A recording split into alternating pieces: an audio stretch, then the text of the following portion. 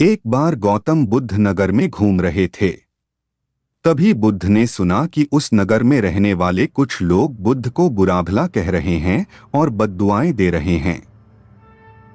ऐसा इसलिए हुआ क्योंकि उस नगर में रहने वाले कुछ बुद्ध विरोधियों ने आम नागरिकों के मन में ये बात बिठा दी थी कि गौतम बुद्ध एक ढोंगी व्यक्ति हैं और ये उनके धर्म को भ्रष्ट कर रहे हैं।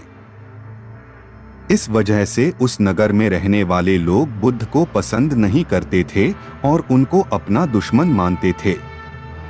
गौतम बुद्ध ने जब नगरवासियों के इन उलाहनों को सुना तो वह एक कोने में शांति के साथ खड़े हो गए और उनकी बुरी बातों को आराम से सुनते रहे। इस दौरान बुद्ध ने कोई प्रतिक्रिया नहीं दी। कुछ देर बाद जब नगरवासी बुद्ध को बुरा भला कहते हुए थक गए और चुप हो गए तो गौतम बुद्ध ने उन नगरवासियों से कहा, क्षमा चाहता हूँ, लेकिन अगर आप लोगों की बातें खत्म हो गई हैं तो मैं यहाँ से जाऊँ। ये सुनकर उनको बुरा कहने वाले लोग बहुत आश्चर्यचकित हुए। तभी वहाँ मौजूद लोगों में से एक व्यक्ति ने बोला, हम लोग तुम्हारा गुणगान नहीं कर रहे हैं, तुमको उलाहने दे रहे हैं और तुम्हें बुरा बोल रहे हैं।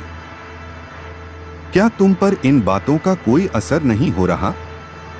उस व्यक्ति की बात का जवाब देते हुए गौतम बुद्ध ने कहा, आप सब चाहे मुझे कितनी भी गालियां दें या कितना भी बुरा कहें, मैं इन्हें खुद पर नहीं लूंगा क्योंकि मैं जानता हूं कि मैं कुछ गलत नहीं कर रहा। इसलिए इन बातों को जब तक मैं स्वीकार नहीं करता तब तक इनका मुझ पर कोई असर नहीं पड़ रहा है।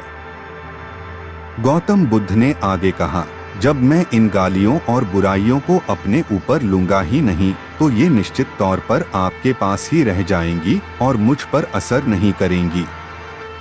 गौतम बुद्ध का ये प्रेरक प्रसंग हमें ये शिक्षा देता है और इस बात के लिए प्रेरित करता है कि जब आप गलत नहीं हैं तो किसी की गलत और निगेटिव बातों का असर कभी भी खुद पर नहीं लेना चाहिए, क्योंकि इससे आप अपने ही दुखों की वजह खुद बन सकते हैं।